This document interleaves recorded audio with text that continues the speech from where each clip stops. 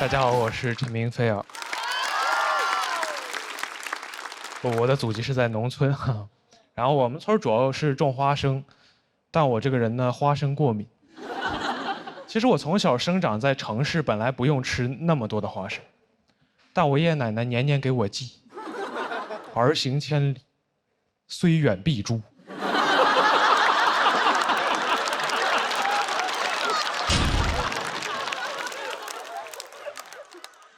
他们寄了，我也寄了。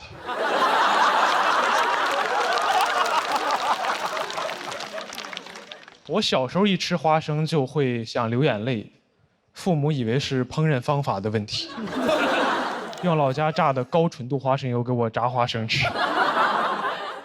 在父母的精心呵护下，自幼体弱多病，家里就鼓励我没事的时候多运动。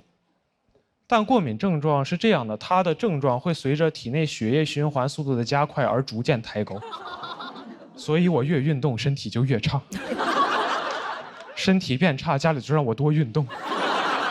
后来跑着跑着，我说妈，我好像看见我太爷爷了。我妈说心脏不好，咱就多吃点花生呗。高一那年终于扛不住，第一次休课了。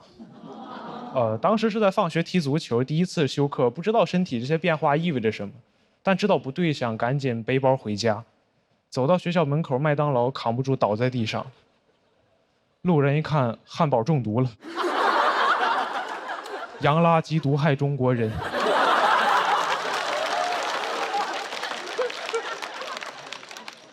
服务员一看，肯德基派来的吧。店长很仗义啊，他其实可以不用管我，因为我没有倒在店里，但他冒着风险把我救了。我后来真的很感激，给送了一个锦旗，麦当劳救死扶伤，巨无霸妙手回春。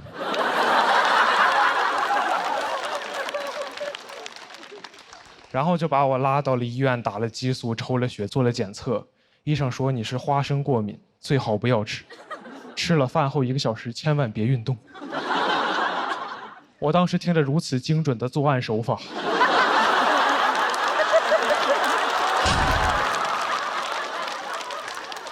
又看了看我爸妈，感觉故乡的花生米正中我的眉心。医生就说你们家以后做饭就不要再用花生油了，我们家就换成了大豆油。用了1个月，发现我大豆居然也过敏。我家里就陷入了困惑，我爸说要不咱试试转基因的呢？我说是要转我的基因吗？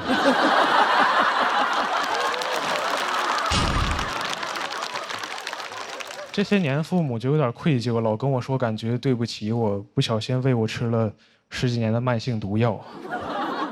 我听完心情就很复杂，因为一方面我真的不怪他们，我们村祖祖辈辈都吃这个长大，都没问题，换我也想不到孩子会有这种问题。但另外一方面吧，这个比喻太精准了。我爸是一个山东人，我妈是一个河北人，我查了一下，跟潘金莲、西门庆是一样的配置。总有一个人在提供毒药，一个人在负责熬制，就为了送走家里的大郎。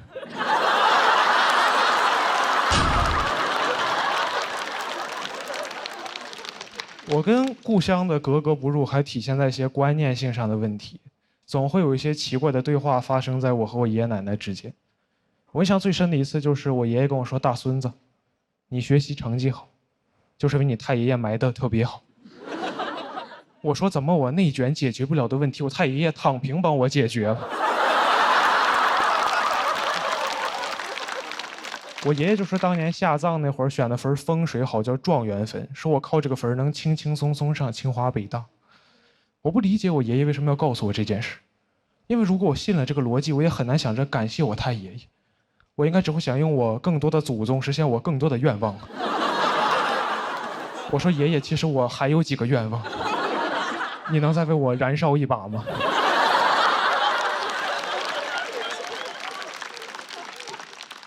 我发自内心是不信宿命论的，但我发现真到考试的时候，又很难克制自己对这个分的喜爱之情。他至少让我进考场的时候有一种莫名的自信。我同学问陈明飞：“你今天怎么这么自信？”我说因为哥们儿下面有人。你10年寒窗，哪比得上我几代人默默无言的沉淀？他说这么狂，你是给人塞钱了吗？我说哥们儿，钱多了烧的呀。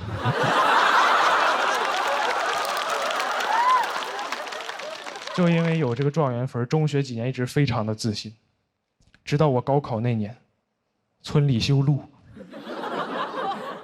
把我状元分给刨了。我说谁把我的宝藏人脉带走了？当时要开棺，然后迁到新祖坟，发现很多祖宗埋太久了，棺跟遗体都变成泥土，没法再真的完整的扛到新祖坟了，就搞了一辆挖土机。很多乡亲没用过，开的不熟练，那个铲斗啊晃得跟颠勺一样。我的祖宗走一路掉一路。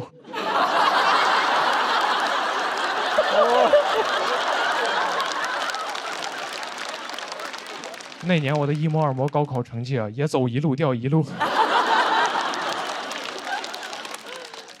后来高考分出来，差了1分，没有考上清北啊，但是我知足了。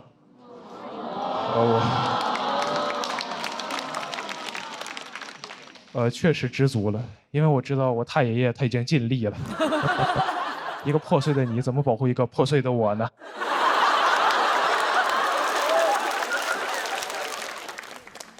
但我觉得如果能重来啊，我会跟着那个挖土机，他一边抖我一边说岁岁平安，岁岁平安。拿个扫把收集我的清北碎片。我觉得其实没有太多遗憾，因为我感觉就差一点没考上，跟真考上其实是差不多的。直到我参加了一场线下的脱口秀比赛，那个俱乐部的推文是这么写的：本次比赛的选手百花齐放，百家争鸣，有清华、北大，和来自北京的选手陈明飞。我说好像不太一样啊。但那次比赛结果还挺好的，战胜了所有清华北大的选手，而且就多了1票。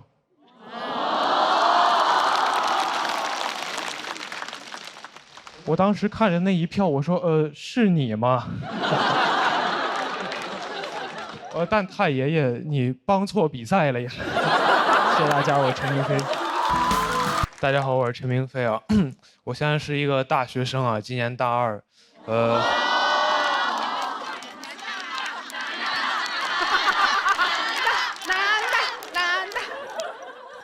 现在心情怎么说呢？就是马上有期末考试了。我念的是中文系啊。我发现有时候我很难跟人解释说我们这个专业它究竟在学什么。就有一次我印象很深刻，我坐火车上学嘛，路上很无聊，有一个阿姨就说：“小伙子，你大学学什么的呀？”我说：“阿姨，我学中文的。”阿姨说：“那你学的挺快呀。”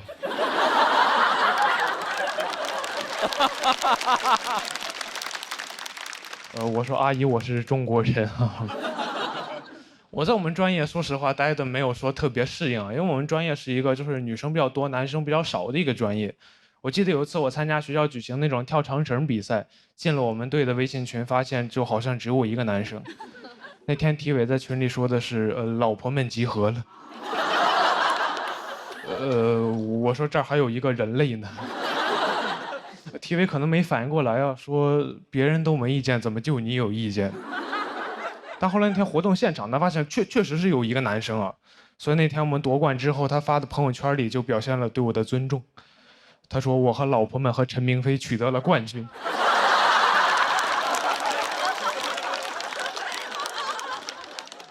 感觉我像他们养的一条狗。我念中文系就是想学习写作，写一点真正好的一点作品。但上了大学之后，老师跟我说，一个作家想写出那种真正好的作品，应该要先过30、40年苦日子。我说这是不是有点太久了？你说我万一好不容易熬了20多年苦日子，然后突然死了，那我这辈子不全是苦日子吗？就你不要跟我提什么卧薪尝胆的勾践，我知道这个听着很励志，但我觉得他励志就是因为勾践当年成功了。他要是尝了3年胆被夫差灭国，那他在历史上就是一个沉迷尝胆。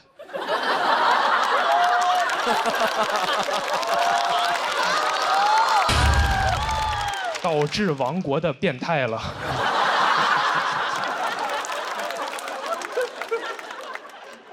不过我还是一个比较实际的人啊，我也焦虑过，说我真正能写出好作品之前怎么赚钱养活自己。我甚至考虑过转专业，但我后来转念一想，自己在老家有一群爱看霸道总裁爱上我的朋友，我心想这群傻帽的钱哥们还是能挣的。一个做着这么一个几千年的行业，它能有什么问题呢？然后我大2那年呢 ，AI 会写小说了。我当时的感觉就像，我感觉自己像那种晚清刚进宫的太监，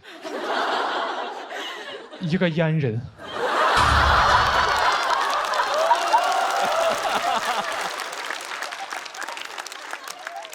就是我准备工作刚做完，发现行业消失了。我当时感觉自己被时代所欺骗了，因为我印象很深刻，我报志愿那会儿，全网都在告诉我，文艺就是人类面对 AI 的最后一道防线。我说怎么2年就被打爆了？你 AI 用的不是 C 语言吗？怎么先把汉语言取代了？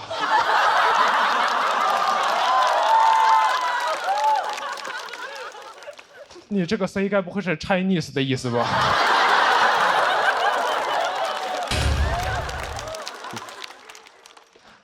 我很痛苦啊！我去问做 AI 的朋友，我说你跟我说实话就行，我们做这种行业会不会被 AI 取代掉？我朋友跟我说，以后说不好，但现在不会，因为 AI 刚开始学写作，它短期内比不上你。我说这怎么可能安慰到我？我也刚开始学写作呀。我跟 AI 同时开始，你猜我俩谁学得快一点？该不会是我吧？很难受啊！我去年年底参加了一个大学生的短诗创作比赛，发现有个赛道已经叫 AI 赛道了，要求我们的作品展现出那种人机协同的美感。我说人机协同，我小时候不是管这玩意儿叫作弊吗？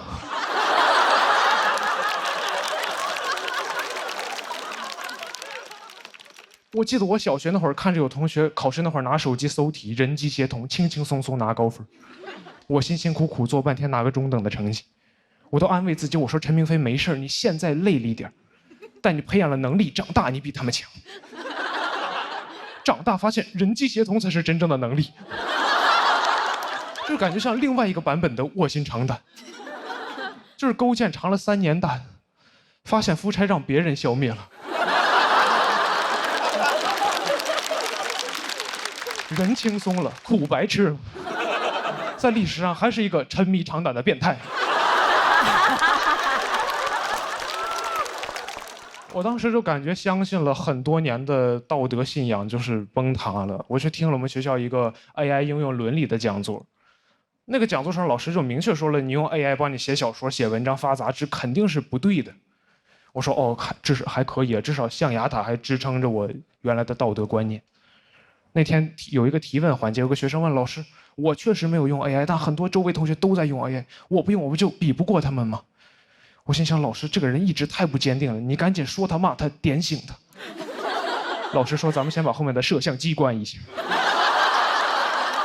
老师跟大家分享一点真东西呀。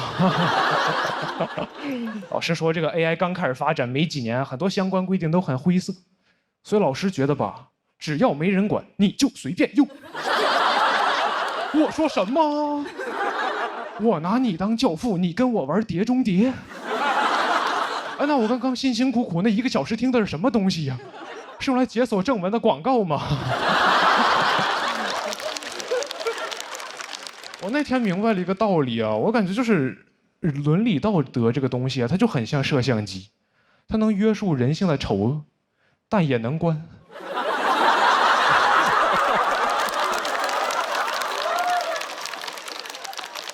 我现在感觉自己就是，我明白 AI 是好东西，我知道它是时代在进步，科技在发展，历史的车轮滚滚向前，但我不在车上。我感觉我像那种电车难题里被捆在铁轨上的那个胖子，就只不过时代的电车不会遇到难题，就可能有列车员通过监控看到说列车长前面好像有点人，咱要不要停下来等等他？列车长说就那么几个人，你把摄像机关上不就好了吗？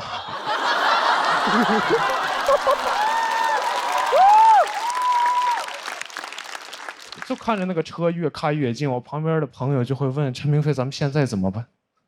我说：“我自横刀向天笑，去留肝胆两昆仑。”他说：“那我先上车了。”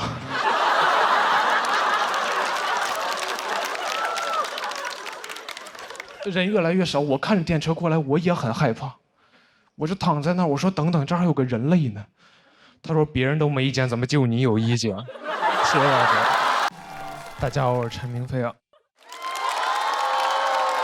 这2年主要在外地念书，跟老家家人朋友聊天，主要靠发微信。但我发现微信这个软件其实很容易让我变得敷衍，就是朋友转我视频，我肯定不看，哪怕我本来就在看视频。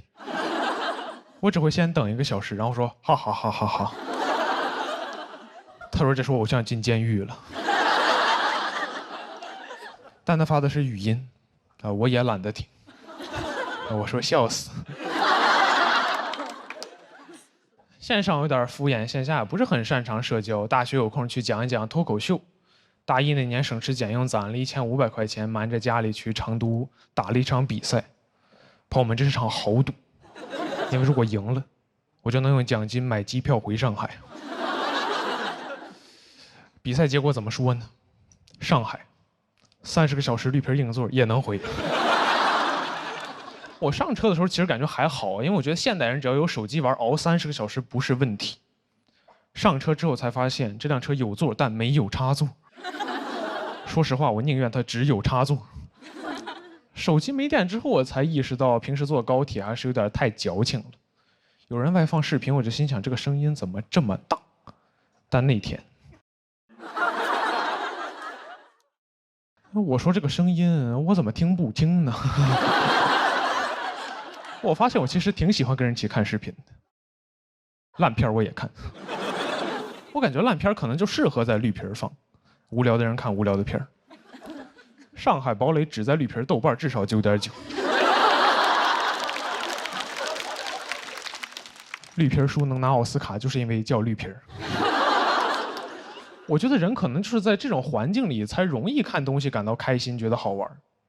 我现在特别理解录节目为什么要做得紧，还要收手机，以为自己踏上了通往快乐的列车，殊不知这是一班绿皮儿。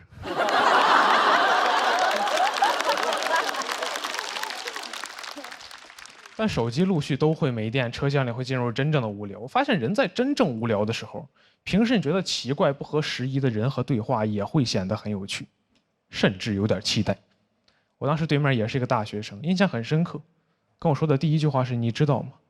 可乐喝多了会让人不孕不育。”这要在微信上，我立马拉黑他。但当时在绿皮上，我说：“可乐还有这种功能呢？”闲着闲着，你展开说说。这里的对话就是完全不敷衍，甚至有点冒昧，但没人在乎。周围人的家乡籍贯、情感经历我一清二楚。我甚至知道一个大哥有扁平足。我当时觉得，如果东方快车谋杀案发生在一辆绿皮上，根本成不了悬案。警察上车随便问个人：“你知道谁干的吗？”我知道。他刚才太无聊了，自己告诉我。在这里聊天，只要足够久，你总会说几句平时不好意思说的真心话。我觉得现在很多虚伪的社交场合，如果在这里办会好很多。比如面试，待6个小时，来面试的 HR 都说实话了。对不起，我学历造假。没关系，其实我们周末也上班，依然般配。只要你说真心话，一定有人真心听，也不用担心没有话聊，因为每一个新站总会有一些新人上车。我们会和他一起看电影，直到他的手机没电。然后我就想怎么再跟他开启一段新的对话，怎么说比较好呢？我说你知道吗？可乐喝多了会让人不孕不育。我发现这句话在车上的意思其实是你好，只要他听完没有骂你，就算通过好友申请了。我越想越觉得这其实是一个非常厉害的一个开场白啊，因为它足够纯粹。你听别的你好，打扰一下冒昧，你都感觉很得体，但下句他就要有求于你。而你知道吗？可乐喝多了会让人不孕不育，一听就知道，他都没打算见你第2回，纯聊天。就这样一直坐到终点。我说要不加个微信吧，也算最了解彼此的人了。到家之后给他发了一个视频，他说哈哈哈哈哈，然后再也没有联系。我有一个也不是很擅长社交的朋友，听了这段经历还挺高兴的。大二那年回老家，他也做了一半绿皮。上车之后就给我发了张照片，说陈明飞你个大傻帽，你看这是什么？我点开一看，我说插座。这种脏东西是怎么出现在绿皮上的？上网查了一下，说2024年开始陆续开始给这种绿皮车加装插座了。我说那以后烂片谁来看？可乐的秘密也要失传了。其实我知道加装插座还是为了提高我们的用户体验，让我们更快乐，但还是有点遗憾，就失去了一个社交的世外桃源。谢谢大家，我是陈明飞啊。大家好，我是陈明飞啊。我现在是一个在校的大学生啊，住在学校的8人寝室里面。我们学校为了提升我们这个寝室的住宿质量呢，就把它划分成了4个小隔间。所以我们宿舍现在既有8人间的拥挤，还有2人间的冷漠。整个宿舍是一种相看两两厌的感觉，真的很冷漠。我们那个301家人群里从来没有人说话，只有群收款。关键也不告诉我为什么收款，也没有人去问。我这想哪天我要缺钱了，完全没有互帮互助，一人一个垃圾桶。30几平的房子里面8个垃圾桶，我在上海一条街上都最多见到2。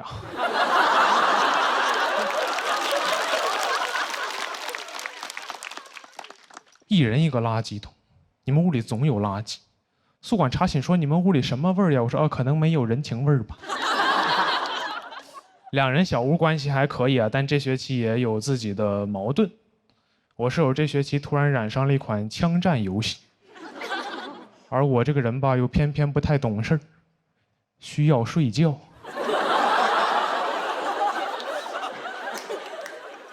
有一次我实在扛不住了，我说哥们儿，我有点神经衰弱了，能不能先让我睡1个小时，睡醒你再接着玩？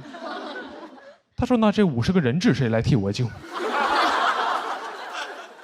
我感觉他的脑回路跟我们宿舍的垃圾桶一样，有8个。现在每天叫醒我的不是闹钟，是他的 AK。我身在和平年代，心有战后创伤。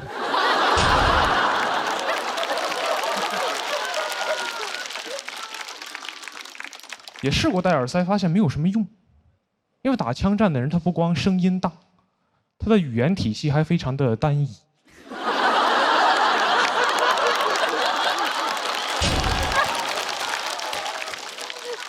顺利的时候，他会反复问对面：“你错了吗？你错了吗？你错了吗？”不顺的时候，他会说：“哥们儿，我错了，我错了，我错了。”耳塞会吸收70%的音量，我躺在床上就感觉有人在跟我耳语：“你错了，你错了，你错了。我错了，我错了，我错了。吾日三省吾身。”宿舍有些冷漠和一些负面情绪，大家都想跟亲戚朋友骂一骂舍友，我觉得能理解。但我是一个北京人，我只会普通话。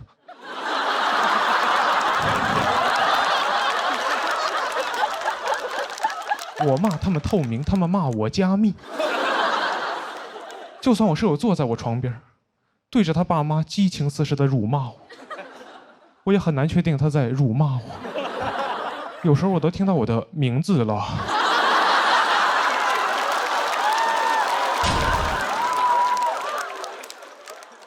到我这儿就完全不一样，有时候我都没有辱骂我的舍友，我就给老家朋友打了个电话，一不小心没戴耳机，开的外放。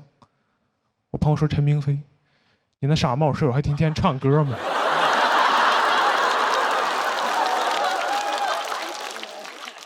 我说我舍友唱歌不傻帽。后来时常会反思宿舍关系怎么处得这么差。我记得我小时候还是一个很外向，跟谁都很自来熟的一个孩子。我记得小学那会儿，老师为了阻止我上课说话，会专门把我们班最不爱说话的同学全放在我周围。朋友们，没有不爱说话的人，他们只是没有遇到对的人。每天都很开心，老师就很不开心。老师就会说：“陈明飞，你们几个要是再说话，就都给我出去站着。”朋友们，一个人出去站着叫罚站，一群人出去站着那就提前下课了。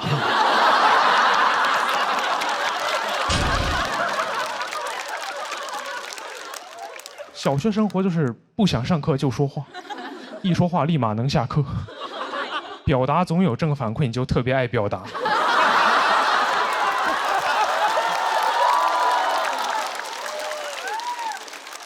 那是怎么到现在这个程度了呢？因为表达不可能总有正反馈。我记得我中学那年看了一起社会新闻，是有一个性骚扰的案子，那个受害者跟我的年龄很相仿，我看完很愤怒，发了一个朋友圈，我说这种性骚扰和恋童癖的人都应该去死。当时同学也不转发支持，纷纷用同情的眼神看着我。我当时有一点尴尬，但我觉得值得。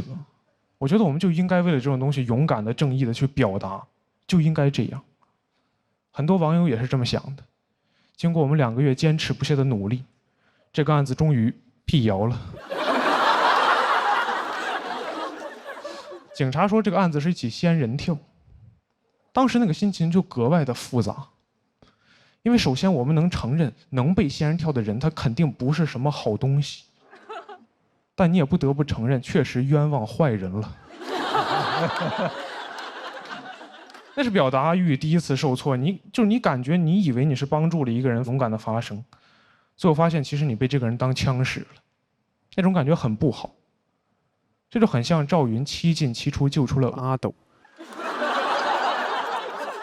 然后刘备告诉他这其实是曹丕。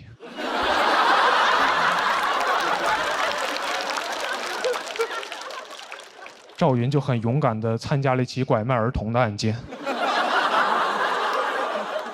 所以为什么都说子龙一身都是胆？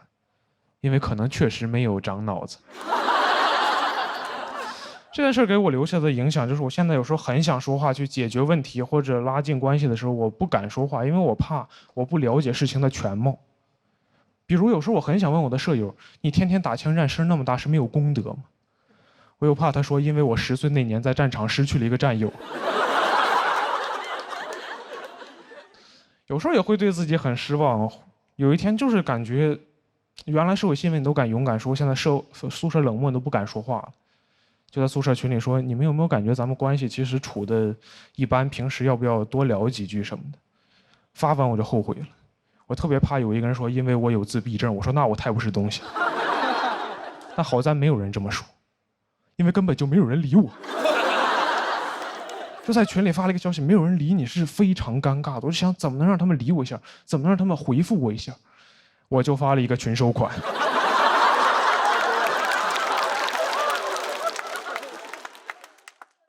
然后再也没有尝试过沟通。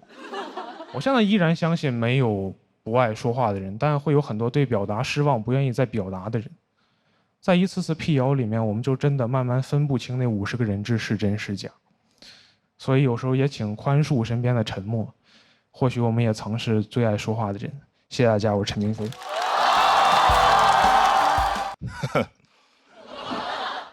好，大家好，我是二维码啊。我有一个儿子，5岁了，最近不太喜欢他，因为他非常的肥胖。咱也不知道为什么，啊，你们挺道德感挺差，你们啊，哎，我这样想啊，朋友们，不是我胖，我儿子就活该得胖，我胖是因为我有不良的饮食习惯，而我对我儿子的饲养非常的科学。他上幼儿园之后就住在我妈家，周一早上起来，我妈给他做好了早饭，他吃完了早饭送去了幼儿园，我就知道了这个人呢得吃早饭。到我单独带他，我就带他出去吃早饭。我每次都确保他吃的一口都再也吃不进去了，把他送进幼儿。哎，我觉得我是一个就是有责任感的父亲。我这样做2年多的时间，最近他上幼儿园大班了，我偶然的得知他们幼儿园呀有早饭。我说完了，你知道你做的多可怕的事情吗？当一个人从3岁开始，每天吃了早饭就去幼儿园，到了幼儿园就吃早饭，就会在他脑海中种下一个坚定看法，说这个人呢，就得吃2顿早饭。当你有了一个儿子，你就会发现事儿太多。那天我回家，我发现我儿子在幼儿园让人打了一顿，这是很多男人不能接受的事情，这是他们人生的底线。但是我可以接受，因为我觉得我儿子嘛，他毕竟不是我本人。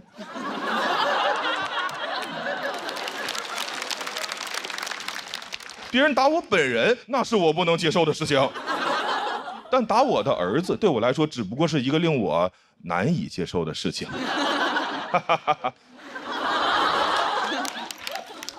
我花费了一些时间接受了下来。我说那明天我送你去幼儿园吧，你别让打一顿，你不敢上幼儿园。他说明天不用上幼儿园了，因为老师说他受伤了，得在家里边歇2天。这是我不能接受的事情，这是我人生的底线。我作为一个5岁孩子的父亲，我对他唯一的要求就是给我尽可能多的去上幼儿园。朋友们，世界上为什么会有幼儿园？咱们花那么些钱去雇佣一个机构，当然是让他们去干那些咱们自己不爱干的工作。我要是特别爱带孩子，我儿子能上幼儿园吗？哎，朋友们，而且孩子需要幼儿园吗？孩子需要父母，是父母需要幼儿园。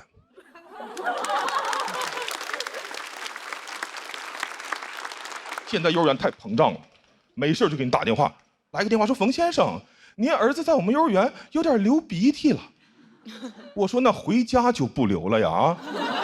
哎，我想不通啊，幼儿园为什么会觉得我就急需一个流鼻涕的孩子呢？我要是能选择，我会让我儿子把他一辈子的鼻涕都给我留在幼儿园。晚上回家的时候，还给我一个鼻腔干燥的儿子。在其他的消费活动中，商户是不敢对咱们如此无礼的。我送一件衣服去干洗，他不可能洗吧给我打电话说冯先生，您这个衣服洗呀丢颗扣子，你快拿回去吧，再洗就没有扣子了啊。不可能，他得把我的扣子找到缝回衣服上，洗好了我拿家来，这是他们收了钱应该提供的服务。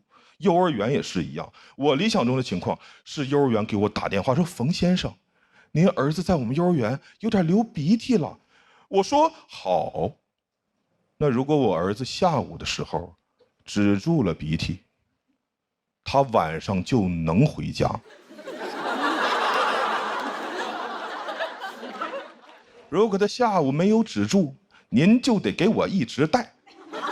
幼儿园那边的麻爪的说什么？您儿子流鼻涕流得很严重，我说我送去时候可不流啊。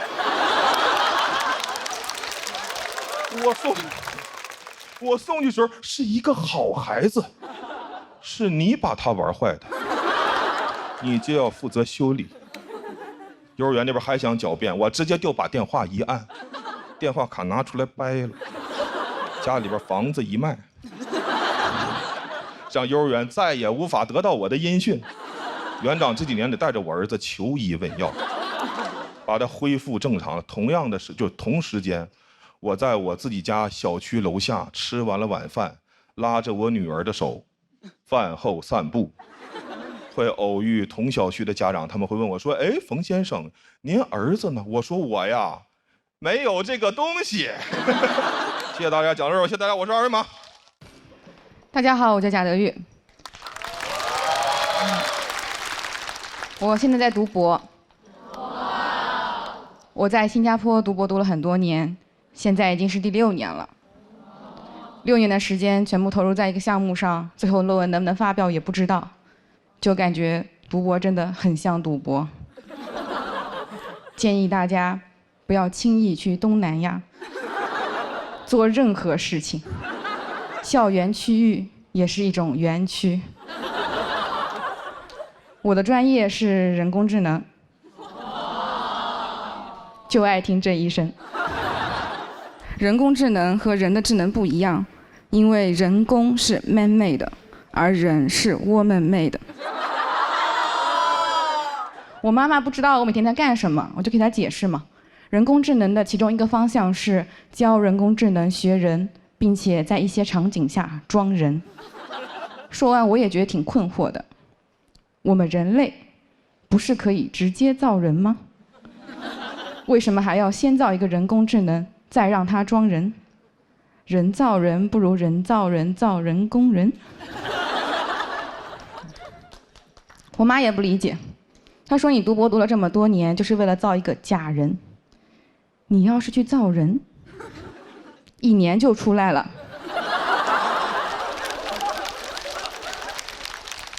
现在小孩都会打酱油了，6年，你都能造6个了。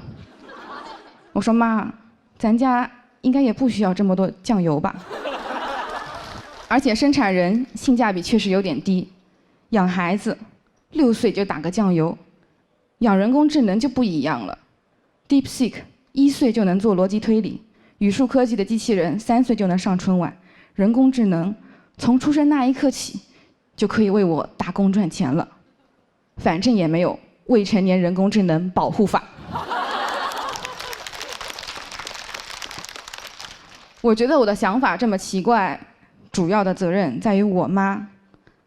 用人工智能的话来说，就是我的开发者。有人说我爸也有责任，我爸他只是提供了一点训练数据，而且他的训练数据里面还有许多脏数据。他一次提供几千万条、几百万条，有用的就1条。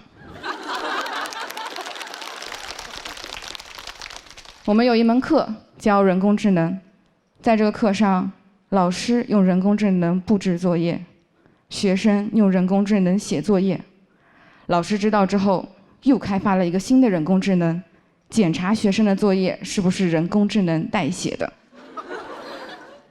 那这个过程中，人类发挥了什么作用？人类卷死了2个人工智能，人工智能都懵了，你们人类究竟为什么这么卷啊？他们硅基生物哪懂我们碳基生物啊？我们碳基生物 DNA 就是卷的，双螺旋结构。好在人工智能也不总是智能。那天我问 ChatGPT，1/3加1/5等于几？他说1/8。仔细一想，倒也正常，毕竟 ChatGPT 是美国人发明的。后来我也去问了 DeepSeek， 他每次都能答对。相比于 ChatGPT，DeepSeek 训练过程中多了一个强化学习的环节，就是让他去刷题，做对了加分，做错了扣分，他就学得很好。真是棍棒底下出 AI 呀！妥妥的东亚式 AI。虽然没有问过，但我感觉 DeepSeek 配得感应该不高吧。也不知道 ChatGPT 回家会不会挨骂呀？看看别人家的 AI， 再看看你，你现在不好好学习，以后怎么进爱奇艺这样的大公司啊？我把这个内容发给 DeepSeek， 问他建议，他说知识点太多，笑点太少。我说我相信喜单的观众，他说呵呵，还是你们人类会做人啊。我说那你来加点笑点吧，他就在我的文本中添加了一对括号，括号此处全场爆发了雷鸣般的掌声。谢谢大家，我是贾德玉。大家好，我是史岩我们家有一个小孩，就只有一个小孩。我跟我老公都是独生子女我们是有独生子女光荣证的人。就是我们要这个孩子的时候吧，当时就以为独生子女这个事儿必须得传承下去，所以当时要完这个孩子，直接就给他也办了一个独生子女光荣证然后做了一个节育手术，带了一个小环儿。跟大家解释一下，是节育，不是绝育不是小猫小狗那个就是全切了嘛，他那没了我这个还保留了我的花花肠子好像这个世界上就是很神圣的事儿，一般来说都用一个小环代替。你看你结婚的时候戴个钻戒是吧？就是一生只能爱一个人。然后你戴上这个小环之后呢，就是一生只能生一个人。但是戴之前我确实是非常害怕，因为你不知道它是怎么操作的嘛。但是戴完之后，明显感觉自己有点不一样了。当时我从那个手术室往外走的时候，我突然发现我不再需要为这个事儿负责任了，好像突然拥有了一些男生的权利。你甚至可以用这个东西反制他。将来有一天他问我，他说怎么怀孕了呢？我也可以跟他说，我说不能啊，不能是我的呀，我带了。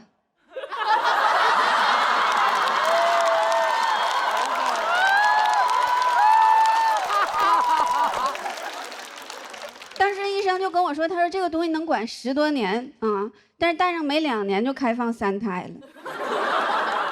然后婆婆就跟我说，她说赶紧生吧，啊，生3个，生3个光荣。我说妈，这把能定下来不啊？上把我都熬印了。